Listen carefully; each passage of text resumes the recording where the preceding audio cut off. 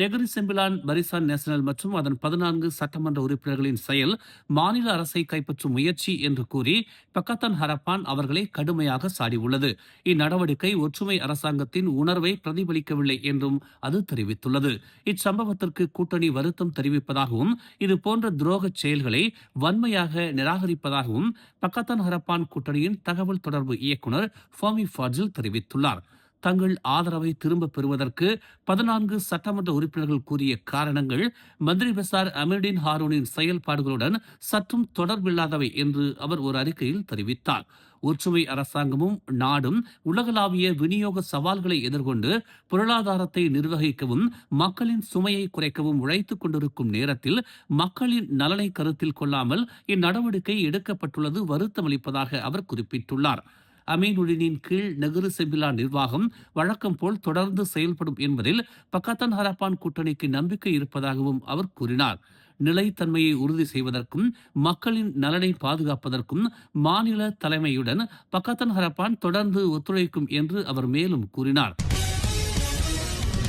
Negeri Sembilan மாநில அரசை கைப்பற்றும் முயற்சியாக மந்திரி பசார் அமீனுடின் ஹாரூனுக்கான ஆதரவை தங்கள் சட்டமன்ற உறுப்பினர்கள் திரும்ப பெற்றதாக கூறப்படும் குற்றச்சாட்டுகளை பரிசான் நேஷனல் நிராகரித்துள்ளது.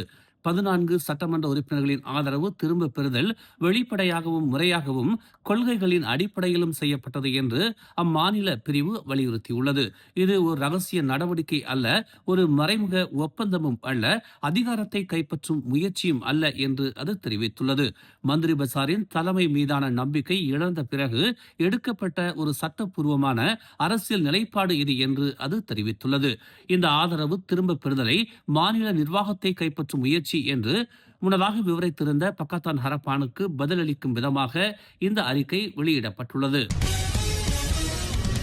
நெகிரி சம்பிலானில் நிலவும் அரசியல் குழப்பம் மாநில அரசியலமைப்பு மற்றும் மாநில சட்டமன்றத்தின் நிலையான விதிமுறைகளுக்கு முழுமையாக இணங்கி அரசியல் வழிகள் மூலமே தீர்க்கப்படும் என்று அம்னோ தலைவர் அமான் ஜாகித் ஹமீடி தெரிவித்துள்ளார். மாநிலத்தின் நிர்வாக நிலைத்தன்மை பாதிக்கப்படாமல் இருப்பதை உறுதி செய்ய நிறுவப்பட்ட நடைமுறைகளின்படி ஒரு தீர்வு காணப்பட வேண்டும் என்று துணை பிரதமரும் பரிசான் நேஷனல் தலைவருமான அவர் கூறினார். இது ஒரு எளிமையான விஷயம் அல்ல.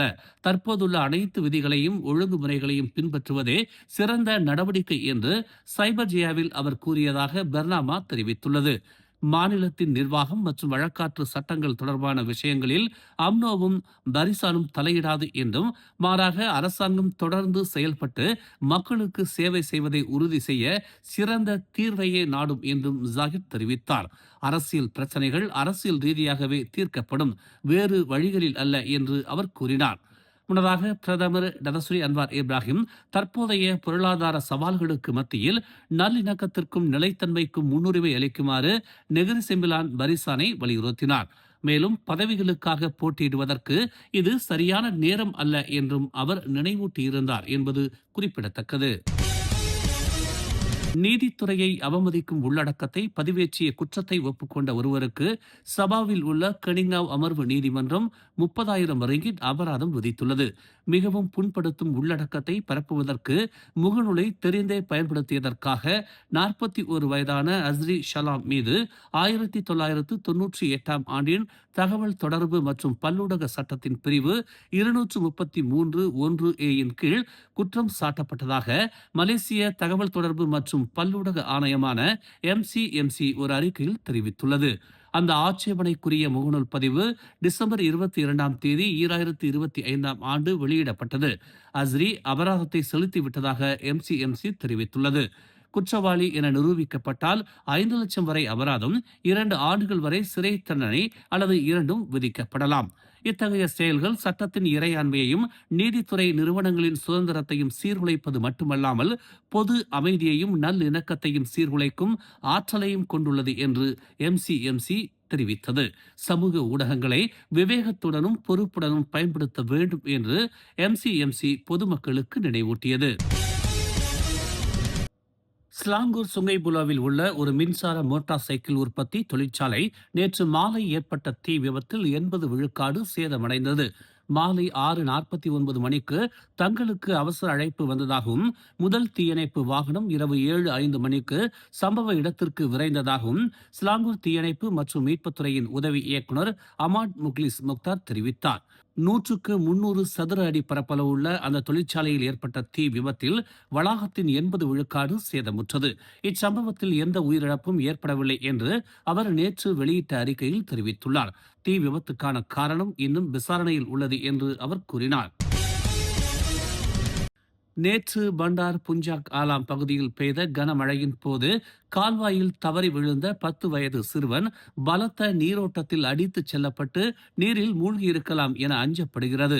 இரவு 7:47 மணிக்கு உதவிக்கான அழைப்பு வந்ததை அடுத்து பெஸ்தாரி ஜெயா தீயணைப்பு மற்றும் மீட்பு நிலையத்திலிருந்து ஒரு குழு அனுப்பப்பட்டதாக சிலாங்கூர் தீயணைப்பு மற்றும் மீட்புத்துறை செயல்பாடுகளுக்கான உதவி இயக்குனர் அமாண்ட் முக்லிஸ் முக்தார் தெரிவித்தார். சம்பவ இடத்திற்கு வந்த குழுவினர் பிற்பகல் சுமார் 3:30 மணி அளவில் அச்சிறுவன் கால்வாயில் தவறி விழுந்து கனமழையின் போது ஏற்பட்ட பலத்த நீரோட்டத்தில் அடித்து செல்லப்பட்டதாக தெரிவித்தனர் என்று கூறினார். நேற்று இரவு நிலவரப்படி தேடுதல் மற்றும் மீட்பு பணிகள் தொடர்ந்து நடைபெற்று வருவதாக அவர் மேலும் தெரிவித்தார். மலர் டிவி ஏற்பாட்டில் ஓம்ஸ் அறவாரியத்தின் ஆதரவுடன் திரையிசை கண்ட இலக்கியம் எனும் நயம்பட உரைப்போம் போட்டி விரைவில் பிரம்மாண்டமாக அரங்கேற உள்ளது. இப்போட்டியில் பங்கேற்க திரையில் காணும் QR குறியீட்டை ஸ்கேன் செய்யுங்கள் அல்லது திரையில் காணும் எண்களுக்கு அழைக்கலாம்.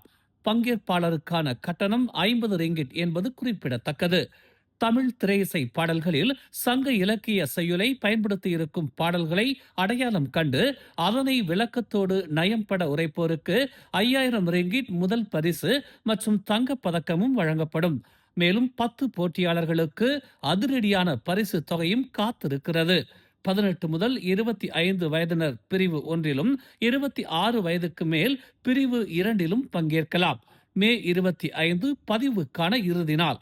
மேல் விவரங்கள் அடுத்தடுத்து உங்கள் மலர் டிவியில்.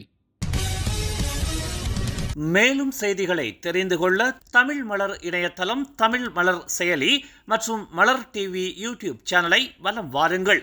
எங்களோடு இணைந்திருக்க மலர் டிவியை பதிவு செய்து கொள்ளுங்கள். உறவுகள் மகிழ்ந்திட விருப்பம் மற்றும் பகிர்வு சேவையை சொடுக்கிடுங்கள்.